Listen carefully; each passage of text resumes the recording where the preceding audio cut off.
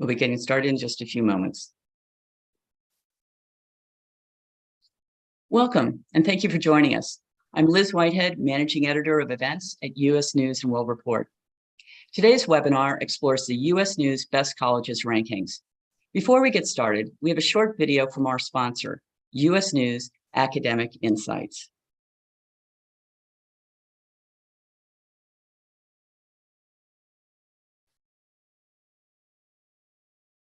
So you're the person in charge of obtaining and deciphering data for your institution.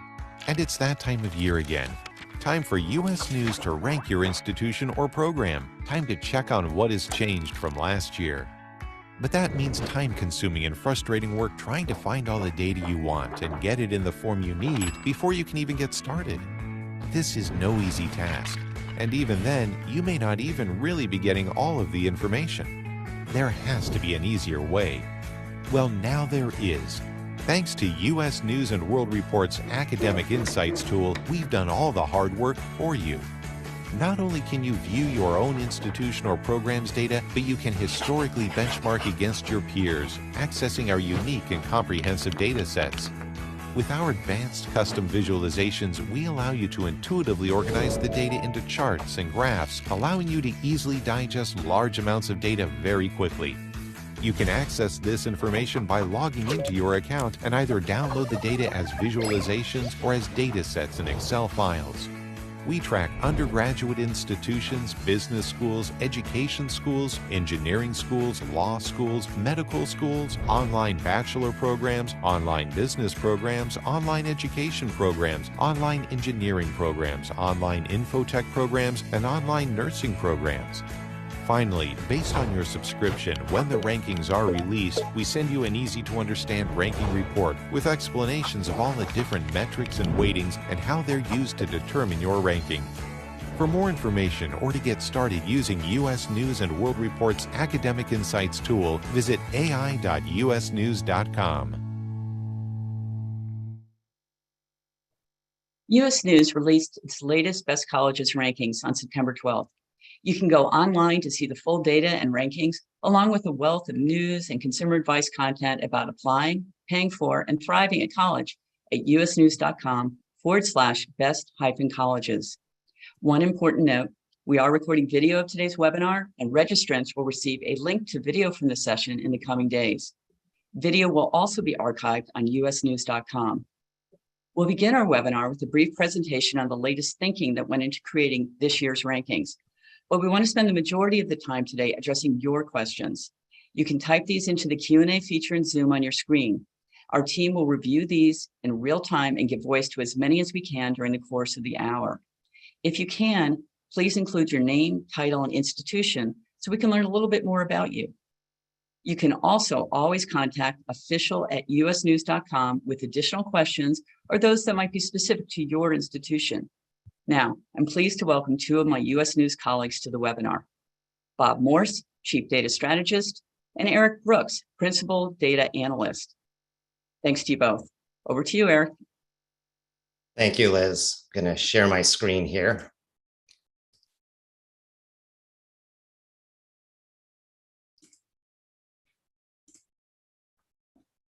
That look okay? Yes. Yep. Oh, great. So yes, I'm Eric Brooks. I'm the Principal Data Analyst on the U.S. News College Rankings.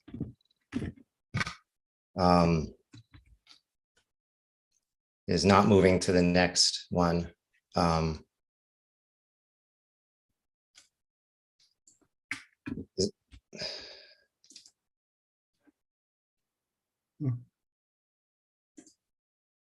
does, we'll try one other thing. If not, let Bob share this. Okay.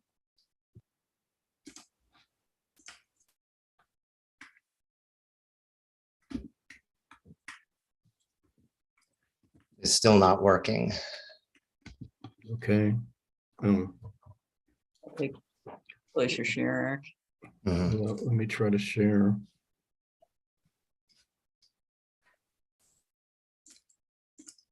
Sure, we did practice this.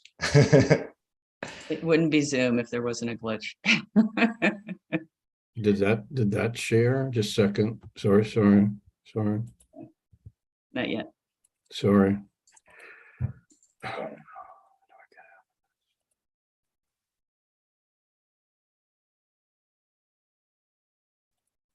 Share screen. Share screen.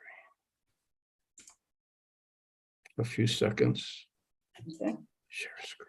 Share screen. You had it up right.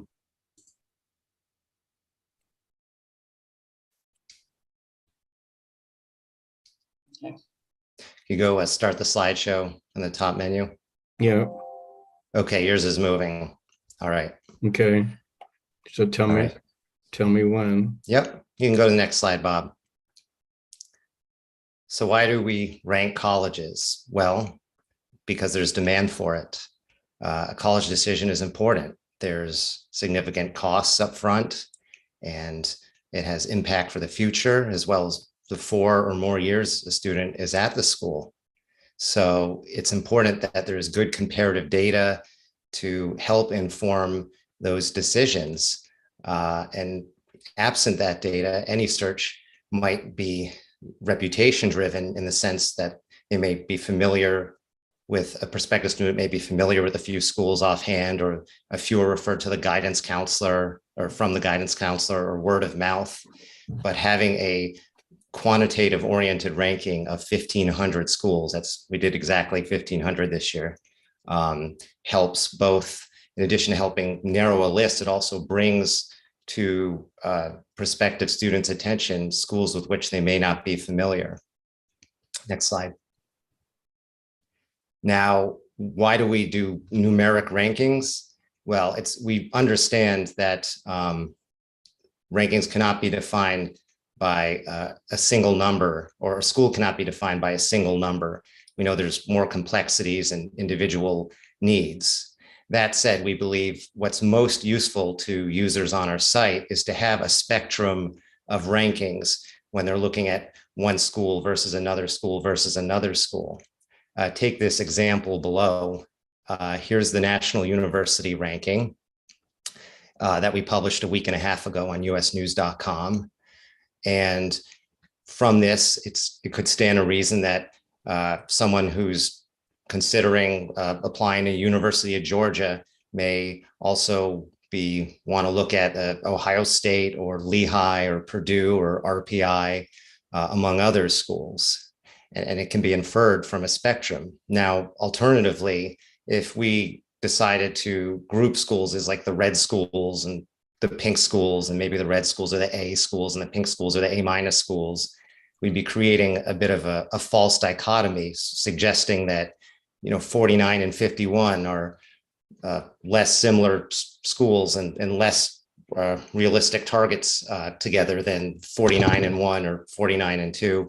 So that's why we do numeric rankings. And most users on our site, based on research, are not using these rankings in a way where they're saying, I'm going to apply to a school that's versus another because it was ranked 1 place higher or 2 place higher. They understand it's one factor in the methodology, but this is most useful for them. Next slide, please. To further my point about personalization, we do recommend that rank order be a consideration, but not the endpoint in making a college decision. So, for example, with this image below is of our MyFit custom college ranking, which is accessible to Compass subscribers on our website. And here, a hypothetical student who had an ACT of 32 and a 3.7 grade point average, and wants to go to school within 250 miles of the Pacific Northwest, and wants a major in data analytics. And with that search, it turns up a bunch of schools that are similar and meet those profiles. If one were to go further and click Save to My Schools, they could go column by column and look at each of these schools' ranks and other characteristics to further assist in making a decision of what schools to apply. Next slide, please. As far as how we calculate the rankings, over time, we've placed greater weight on outcome measures, such as graduation rates of low-income students, or students who were awarded Pell, and graduate indebtedness, which is in some ways a measure of how affordable the school is and whether charging in tuition and financial aid made available. In addition, our school directories have return on investment data. So, for example, a user who wants to major in engineering might learn, looking at pay scale data, how much the average earnings are a few years after graduating from that school. So we have a lot of that information. Altogether, the goal is to help users on our site find the best fit for them. So, that includes those things on top. It's one element of a broader search where ultimately students want a good academic experience and they want to attend a college that's will have, recruiters will recruit from and is good for employment prospects and feeds well into graduate schools. So that's ultimately, where we're coming from. The rankings are not designed to be, an instrument of public policy, but they are designed to sort of meet the demands of, your 17-year-olds and their families when they're trying to figure out what's in their best interest attending a school. Next slide, please. Again, I'm going to talk about personalization. We do a whole bunch of rankings in addition to our overall rankings. I'm not going to go through all these, but a couple examples. If a user was interested in paying in-state tuition, they might look at the top public schools rankings and look at different schools in their state. Or the best value schools ranking, which looks at the overall rankings, but then gives schools much greater credit based on grants and loans made available and how much the average discount is. And then on top of that, we do program specific rankings like business and engineering and so forth. So we have a lot of different rankings based on the interests of users on our site. Next slide, please. So a word on how US News operates. We want to be clear, there are boundaries between the rankers who are like Bob and I and, our business side. The business people, their job is to focus on, how to make money through web traffic and customer referrals and badges and academic insights. But they're not coming to us with, methodology ideas, and we're not really telling them how to do the business side. And that's an important distinction. And it's not always true on the web. There's a lot of things on the web where something that looks like a ranking because it's a numbered list, but it's really 20 schools that just pay to be listed on a ranking of best colleges, or what looks like a ranking of best colleges. That's not us. We take our work seriously. Another word about how we operate is, many people don't know this, but US News last edition of its magazine was published in November of 2010. So that's almost a dozen years ago at this point. We're a media publishing company. We don't just do the college rankings. There's also rankings of hospitals and diets and other news you can use and information, but there's not a print magazine. What we do print is a college's guidebook, which has rankings, the same rankings that are on our website. The new edition will soon be available at bookstores, and you can pre-order it right now if you find it on our website. It depends. It's the same thing. It's just some people, they like to have something in print and see all the data and the tables and the columns and compare it. Wonky types like me, I like that type of thing. And then there's other people, the website is going to be obviously a lot more interactive and user searchable, and you can do it on your phone sitting on the couch. So just two different ways of the same thing. Next slide, please. So one thing to point out is that the rankings, we're not going anywhere. We've had good web traffic, about 700 million views from over 160 million visitors.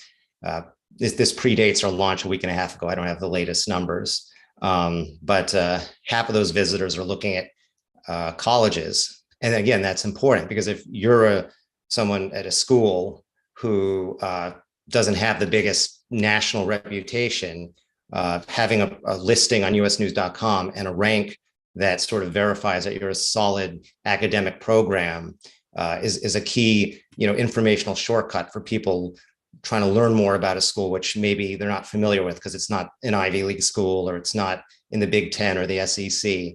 So, this is what we do. And this is the exposure that we do to help connect schools with students and students with schools. Next slide, please. So how we do the ranking calculations, we first actually do 10 overall rankings, and they're sorted by school's academic mission.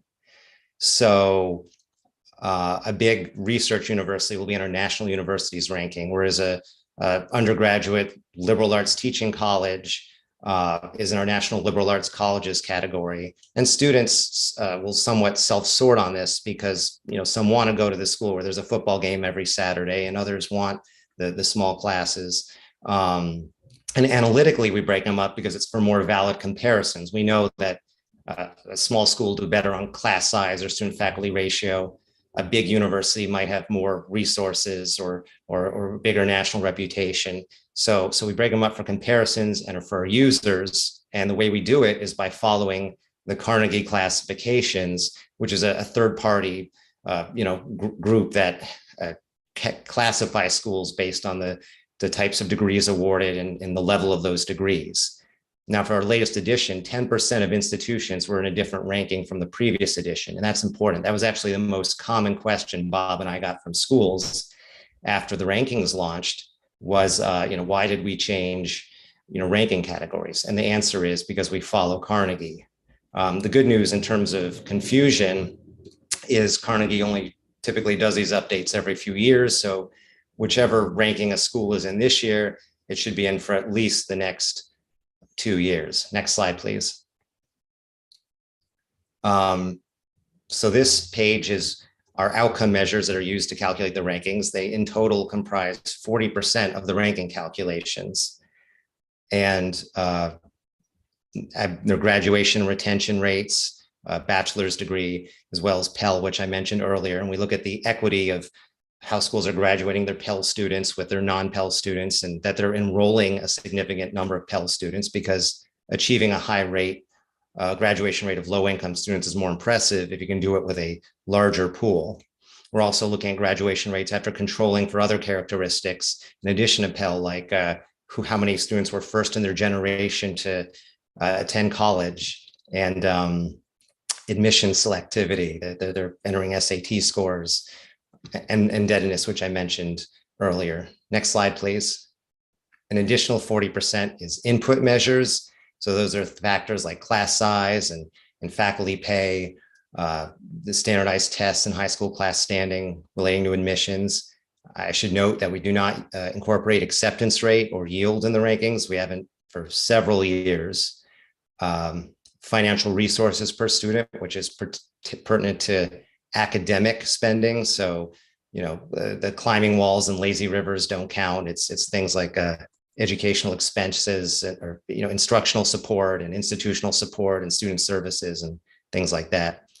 And then alumni giving, which is a measure of alumni satisfaction, whether they donate to their school after graduation. Next slide, please. So the final 20% of the rankings is our qualitative indicator, which is peer assessment or undergraduate academic peer reputation. And we ask presidents, provosts, and deans of schools to rate other schools in their category. So like national universities rate other national universities, for example. They only rate schools with which they're familiar with on a scale of marginal to outstanding or 1 to 5. And if they're not familiar with the school, they don't rate it. So it's only ratings in which the survey respondent is familiar with the school. Even so, in their 2 biggest rankings, nearly all the schools received at least 100 total peer ratings for use in our rankings. And we think it's a valid measure for 2 reasons. One, year to year, the scores are pretty similar, which is what you'd expect if there's an actual formulated impression of schools by other schools, and they're taking the survey seriously. And then this graph here shows schools are using the 1 through 5 rating scale. There's about half of the ratings are above 3 and half are below 1, and there's not much skewness, and there's a normal distribution. And that's what you'd expect in a solid opinion survey, where you expect the majority to be closer to average, because that's how more schools are going to be closer to what the average school is than the outliers, but then you have some up at the top that are sort of exceptionally academically reputable schools and some at the other end. So that's why we have confidence in using these data. Next slide, please. Now, how we rank schools, simply put, we are looking at schools for which we are regionally accredited institutions and where we can obtain a 6-year bachelor's degree seeking graduation rate.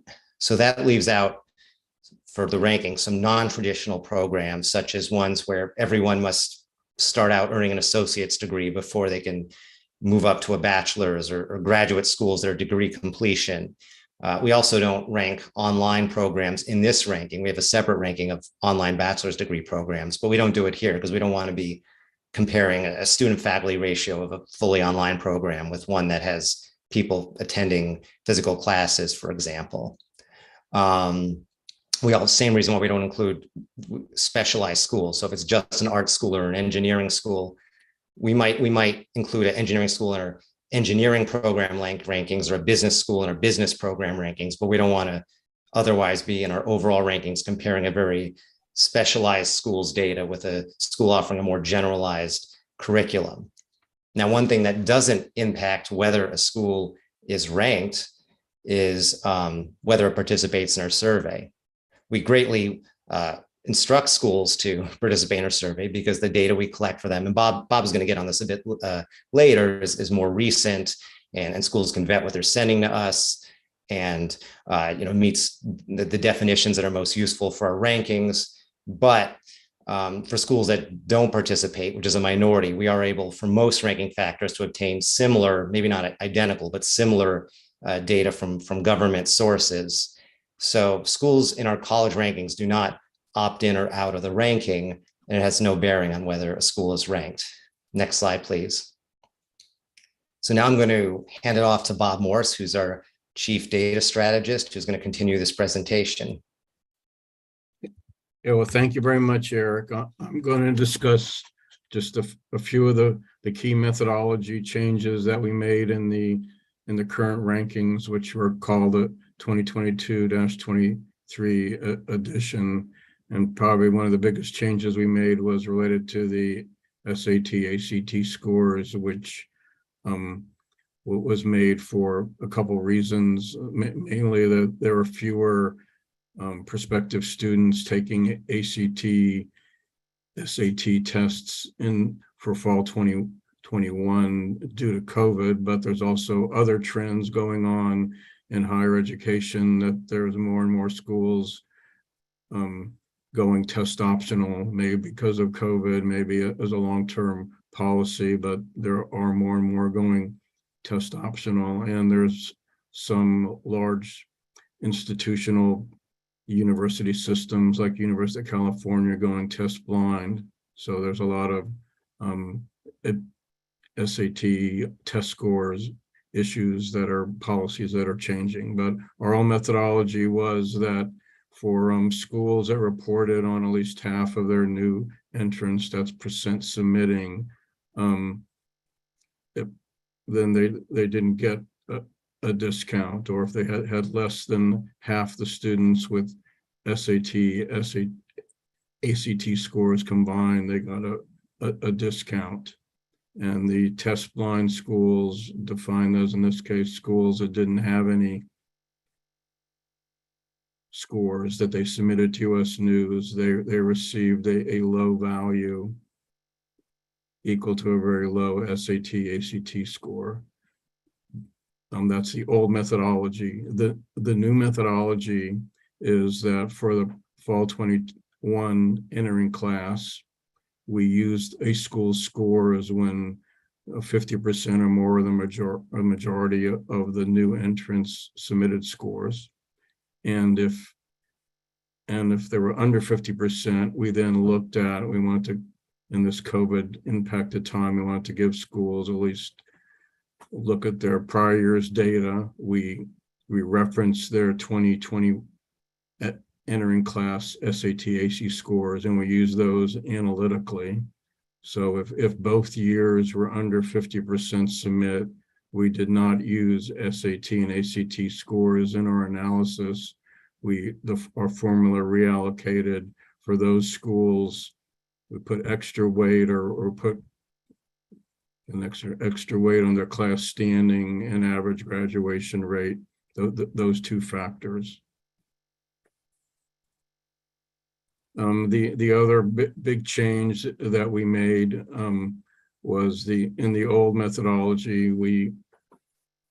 the other big area that we changed was related to the ongoing trend. This wasn't a new trend, but it's been going on for numerous years, that many schools are relying on part-time faculty to teach a greater percent of their courses. And we wanted to take that into account in how we measured the faculty credential indicator, which is the highest terminal degree.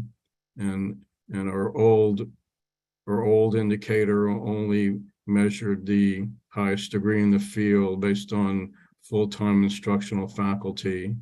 And for this year's ranking, we took into account the highest degree or terminal degree in their field for part-time instructional faculty too.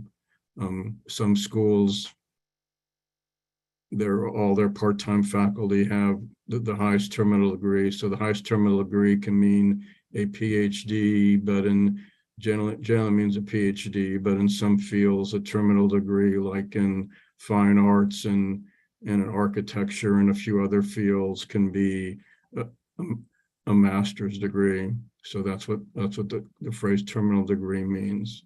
So basically, we took into account how a school's part-time faculty, what is their terminal degree status, but we used the full-time equivalent. Now, as Eric mentioned, when I talk about the U.S. News or data collection, we practice standardization. We align most of our ranking survey questions with a common data set.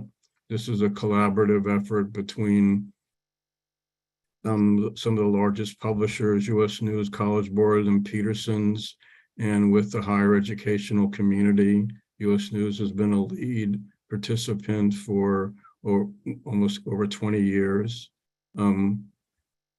And our questions on our statistical survey have a big overlap with the Department of Education, how the Department of Education collects data, but they're not necessarily always 100% match. And there's good reasons for not matching always 100%, but there's a question that's arisen about why does U.S. News survey schools directly instead of just relying on what the schools report to the federal government. And then we can just download it from the U.S. government website. Well, there some data that we use in our ranking is not available for download, and the U.S. government, meaning the U.S. government, doesn't collect it. We can collect at least 1 year fresher data than is available to U.S. News as a download, and at least 1 year fresher. So we want to have available for consumers the most recent data possible. We also have been able to refine the definitions that are more focused on undergraduates specifically and the faculty who teach them, whereas sometimes the federal government data is more broad-based. We also increased our quality assurance efforts for this data collection. We're talking about the data collection that took place in the spring and summer of calendar year 22. For the first time for schools, each school, when they sign off on their data, it goes through an assessment process. I'm sure if there's some survey respondents on this call, they're shaking their head. I went through that, but they were instructed this year to write a brief explanation as part of their assessment to explain why there was a change, and to also to sign off on the change. And we looked at these, the reasons behind why schools' data moved. This is an example of a change that was triggered, and the school would have had to explain this. We also had, before a school could submit their data, they had to have a top academic official sign off. We also, after the schools went through the assessment process and they signed off, we did a factor by factor. So a factor could be acceptance rate, or it could be the graduation rate, or it could be the number of terminal degrees. So a factor, it could be an individual data point or a ranking indicator. And we looked at, we analyzed the school's data against the Department of Ed data, if it was available, or data from other schools, and we did a lot of hundreds of emails went out. I'll call it additional outreach after the schools had signed off on their data and gone through their own assessment, and we ended up making over 100 changes to the data by this additional outreach when we thought, so this additional outreach meant, so we looked at a school's data and thought that, it didn't look right, or they needed to take a second look, or it didn't match what was in the latest federal government available from the federal government. And also we wanted to ask schools for an additional confirmation. So how does US News handle missing data? So as Eric mentioned, we had 1,500 schools that we ranked in the overall best colleges rankings. And so we had around 84% of those submit their data, and that's defined as submitting their current year data during the 2022 data collection. And for those schools who were non-responders, which was 16% of them, in terms of for the missing data, if they didn't respond to the current year survey, we first see if they responded to the last year's survey. It's the one that were submitted in 2021. Otherwise, for schools that were 2 years non-submitting, or schools that had certain missing data points, we substituted the U.S. Department of Education data or other third-party data for the missing data. There are 4 ranking indicators where there is no third-party data. The terminal degree indicator, the class size indicator, the alumni giving, and high school class standing. And those account for around 16% of the ranking. And for those, we come up with an assigned value for the purpose of the rankings. They're published as NA. So we do offer for schools, we offer detailed ranking reports for up to the 2 most recent editions, what's on US News right now in the previous year. And we also offer school officials the files from the embargo site, and these are the emails to use to request these detailed ranking reports. They have some unpublished rankings compared to what you can get on Compass. Of course, they're not in anywhere in the level of detail as Academic Insights. We also are continuing our practice. We believe there's a lot of schools on the call, but just the practice of giving schools 2 weeks notice, prior to when the rankings come out, we communicate with the statistical survey contacts and school public relation contacts, and explain the timetable leading up to the ranking release. And there's been a 2-week embargo period where the schools have access to the rankings prior to when they go public, meaning they're launched on our website. And we're also giving statistical survey contacts 1 month of free access. So this is what we're how U.S. News is trying to communicate what we do to the schools and try to give people access to some of the data. And I said before, the first, as Academic Insights is a sponsor, but we use Academic Insights ourselves if we want to look at something historically, but Academic Insights has 35 years of data, and in the college and in grad schools and online and global universities, and now there's high schools, and it's a great tool for benchmarking. And if you want to discover areas for improvement, and it's a web-based platform and accessible from any device, and no downloading is required. And there's a lot of great interfaces for customized visualization and reporting. It also has all the archive methodologies and statistical surveys and peer surveys and the PowerPoints that we've been giving at the AIR forums for many years. It's designed specifically for institution IR people and policymakers, and I know the people who use it, it makes their job easier. So some final takeaways, as Eric mentioned, the main audience for why we're doing the rankings is for prospective students and their parents to help them make the right choice or aid in their choice of choosing the right college or graduate school or online program, and we also are fully aware that the higher educational community is keenly interested in our rankings, and we're trying to be as responsive as we can to answering their questions and so they can understand what we're doing as well as what we're not doing.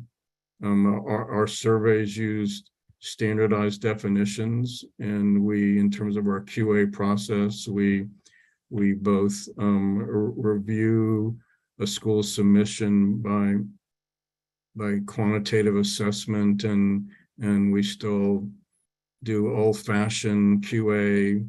The analysts do our own QA of a school's data. We want everybody to remember that the statistics we're reporting are a 1 or 2 year lag of the present time. So, we published the fall 2021 data when the 2022 school year started. So some of the data and analytical changes that we made related to COVID, even though COVID is to a giant degree behind us. That wraps up our presentation, and we're ready for Q&A.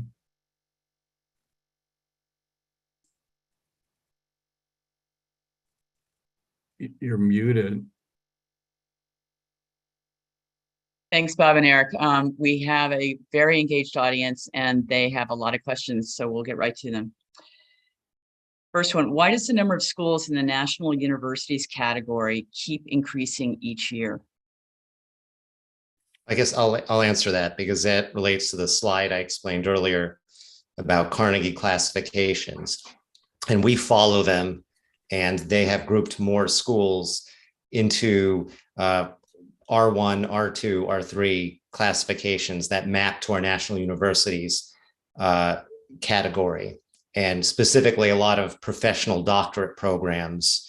If there's enough doctorates being awarded, they're grouping them into that classification. So as a result, the number of schools, international universities ranking has increased. There's also a lot of schools, they try to add more master's and PhD programs too. That's something they can offer students. So that's another reason. So there are different categories of rankings, of course, and we have a parent of a high school senior who asks, how can you compare two colleges from different rankings, say National University versus regional colleges of the South? Well, I think all the data in the rankings, except the peer score, the actual educational data, is comparable. It crosses, U.S. News ranking categories, but you can definitely compare graduation rates. I guess the graduation rate performance isn't comparable exactly, but you can definitely compare SAT, ACT scores, the terminal degree, class size, the graduation rates, graduation rate performance to some degree, alumni giving. So you can definitely look at the school's data profile. Yeah, and I mentioned earlier our MyFit tool. That's a good way too, where users on our site who subscribe to Compass can sort of like save schools to the profile that they're interested in. And then there's a display that really lets them see, like column by column on the same sheet, how they stack up on different points of high interest. I mean, no, go ahead. So we have from an audience member at Rowan University.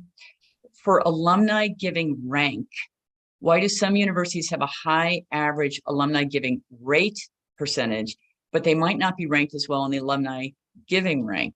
Are there factors that go into the rank in this category that you can share?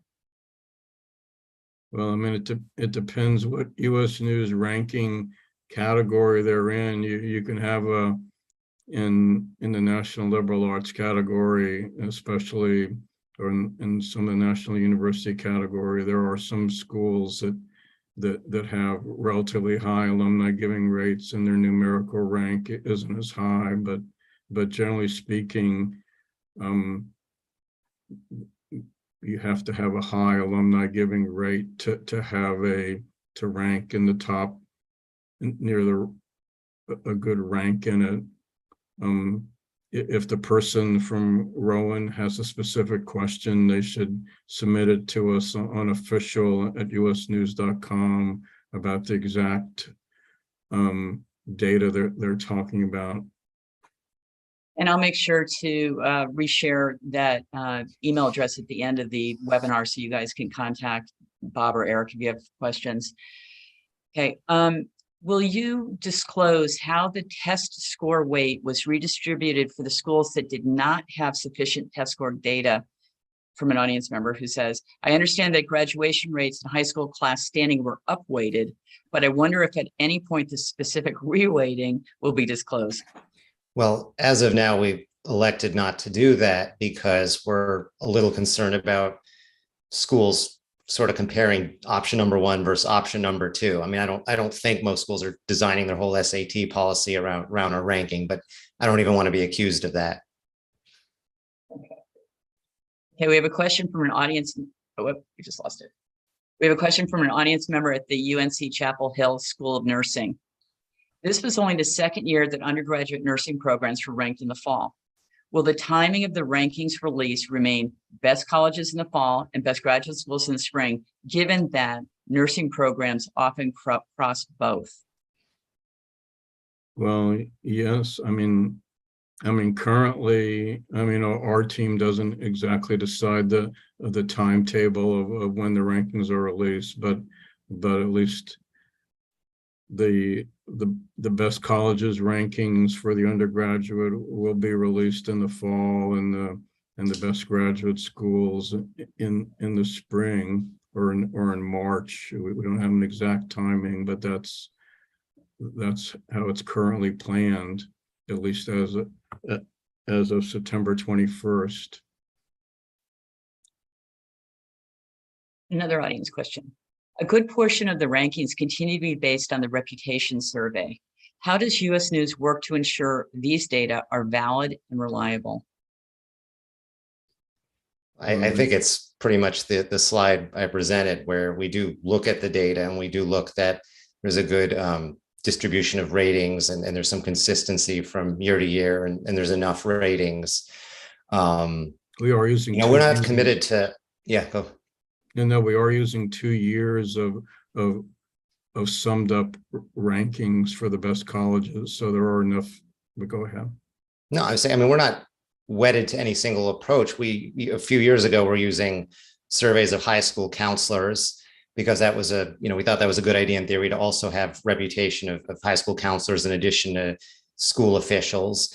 And, eventually we sort of realized that the data wasn't there. There weren't enough respondents and they weren't using the rating system enough. So, we're flexible, but, we have a higher degree of confidence with peer assessment. And we think qualitative opinion matters in addition. We give a lot more weight onto the statistical indicators, but there is a value of having 20% of the ranking on any intangibles that maybe aren't being picked up by graduation rate or class size or alumni giving.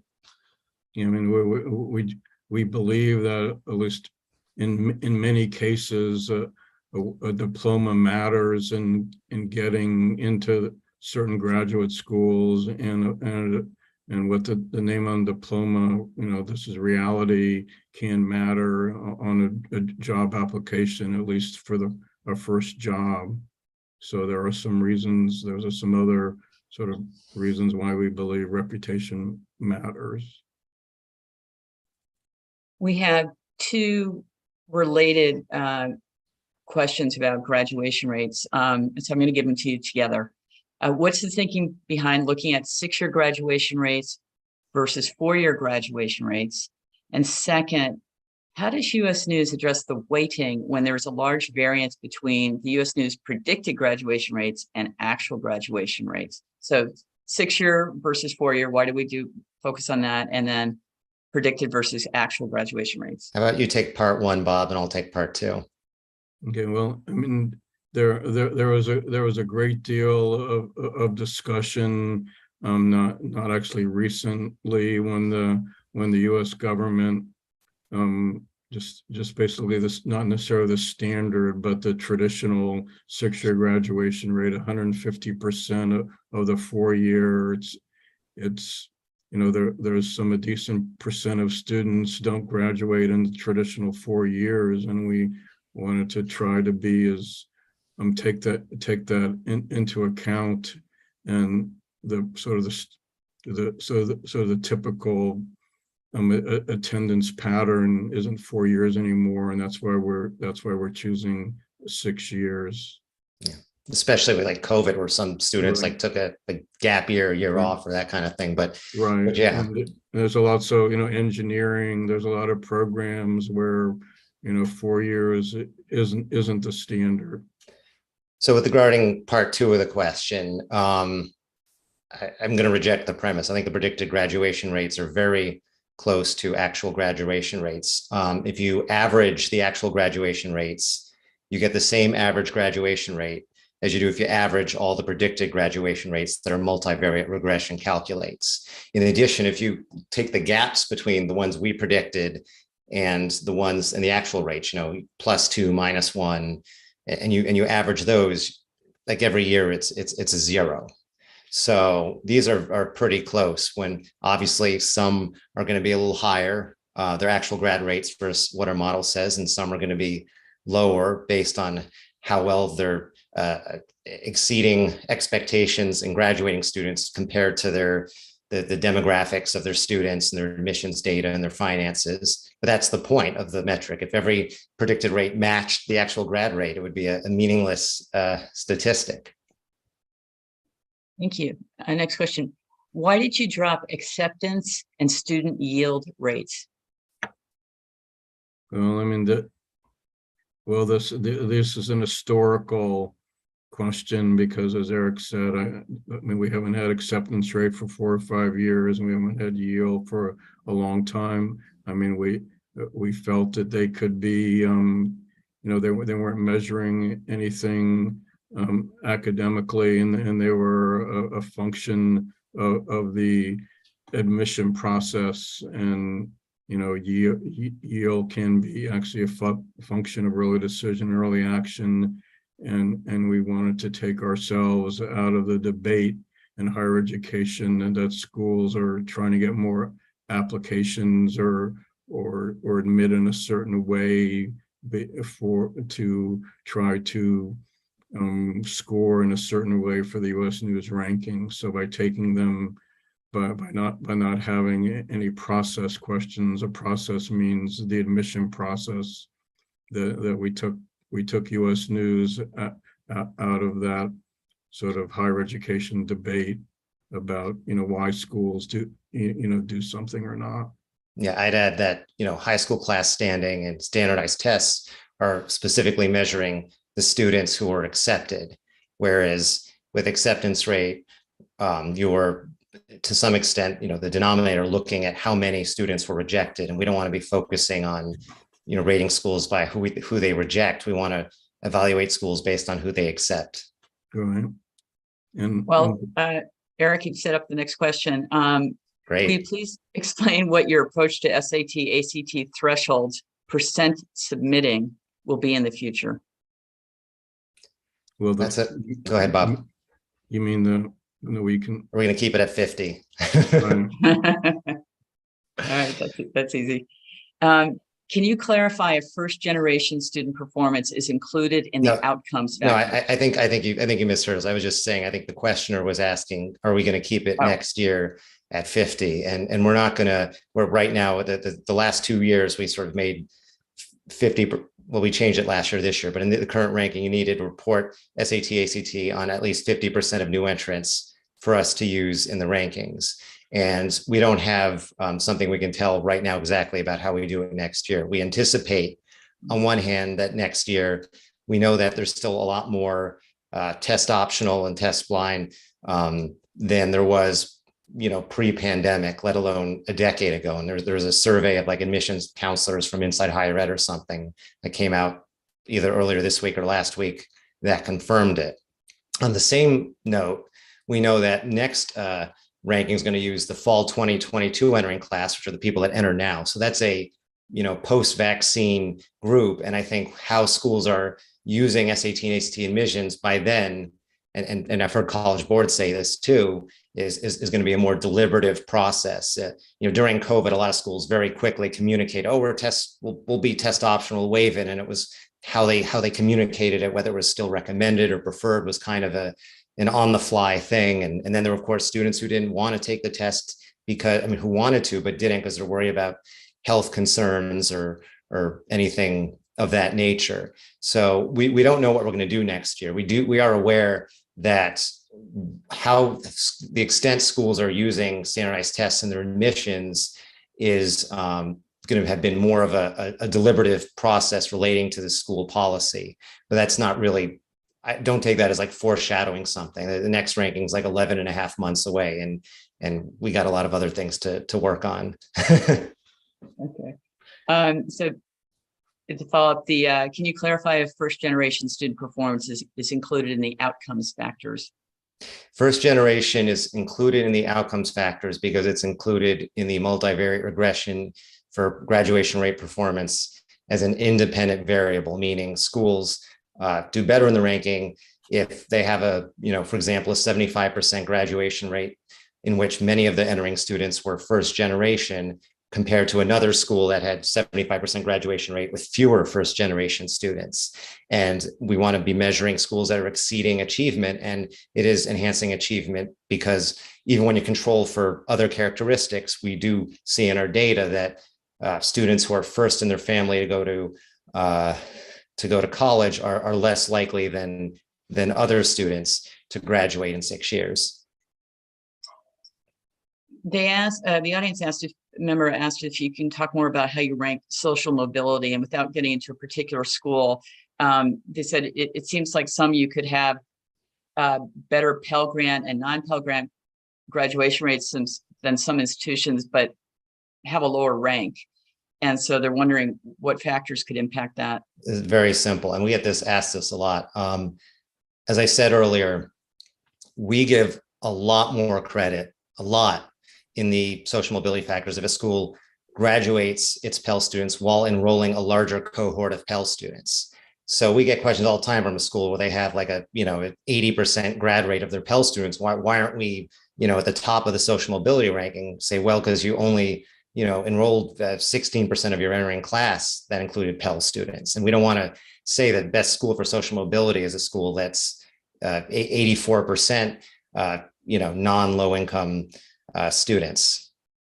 Right. That was yes, the school, right. There are many schools with with lower social mobility ranks using our methodology who have really high graduation rates for their Pell students, but they only have a small percent of Pell. So, as Eric said. So we have a few more minutes. I'll try to get a couple more questions in our lightning round. How do you determine an institution is online such that it will be excluded from the best colleges rankings? When I work on creating the universe, IPEDS, there is, I think, a field is all requirement, or is everything distance education. And if that's the case, we don't include it. To be clear, we include a lot of colleges that have a heavy use of distance learning. We just try not to do it if it's 100% distance learning. Right, and typically, if a school is 100% distance learning, they're not going to have a bachelor's degree graduation rate because they're likely not to have any first year degree seeking students. They're going to be degree completion. 30-year-olds. Yeah, 30-year-olds, so they wouldn't qualify to have a bachelor's degree rate. You need a first year degree seeking students. So an audience member asked, how do class sizes fit into the ranking? So if a school reports in ranges 2 to 9, 10 to 19, 20 to 29, et cetera, is a class in the 2 to 9 range kind of the same as a class in the 10 to 19 range? 2 to 20 is anything 2 to 20 is the highest score, and anything greater than 50 is the lowest score. And then on the intervals in between, more credit, the smaller, the larger proportion of students are in smaller class sections. Yeah, we're creating an index of all the different intervals that are reported, and the small intervals weight. What's next on the lightning round? Yes. Okay. Some schools change categories. An audience member noted when they change categories, their peer ratings fell noticeably. What would cause that? Well, I mean, they weren't as recognized. Well, I mean, first of all, if they change categories, that they only had 1 year of peer data, where the schools because this doesn't mean why they fell. They were in a different peer group, so they may not have been as recognizable. They were new entries. They were new entries into that peer group. So those particular raters were rating them for the first time and maybe didn't have as much knowledge of them. I think the main reason is a different pool. I mean, when you're compared to like Harvard and Princeton, and then they're 5, then maybe you're not 5. Whereas if you're in a different pool of fish, then maybe you are higher. But ultimately, it's just it's not the number 1 to 5 doesn't matter. It's where your number is relation to other schools in your ranking. Right, right. Your new category could have been more competitive, and Does the ranking? I beg your pardon. No, go ahead. Does the ranking analysis take into account the college's usable endowment or just the endowment total? We don't use endowment. It doesn't take, right. The endowment income may help fund expenditures, but the size of the endowment is not an indicator. From a parent of 3 kids with 2 applying for college now, the parent has to obviously find an affordable college and also wants to find a college that's best for their needs. They're asking, can they look at the rankings or at our site to help them make the best decision to meet those 2, maybe sometimes diverging needs? We publish a lot of financial aid data. We have our best value school ranking that looks at how schools do juxtaposed against need-based aid offered. And we publish a whole bunch of data on financial aid available, including federal and private loans. And we have net price data. So there's a whole host of data on our website, in addition to a ranking that relates to affordability. Thank you. Well, I think we reached the end of our time. There were a lot of amazing questions in the audience, and I'm going to tell you now as we close how you can send additional questions in to get them answered. Thank you, Bob and Eric, and thanks to everybody in the audience who joined us. As I said, if we didn't have a chance to address your particular question today, or if you have a query about your own school's data or rankings, then please contact us at official@usnews.com, and Bob or Eric will get back to you. You can also read more about our rankings and content at usnews.com/best-colleges. Thanks very much to you all. Thank you. Thank you. Thanks for the good questions. It was a lightning round, hopefully.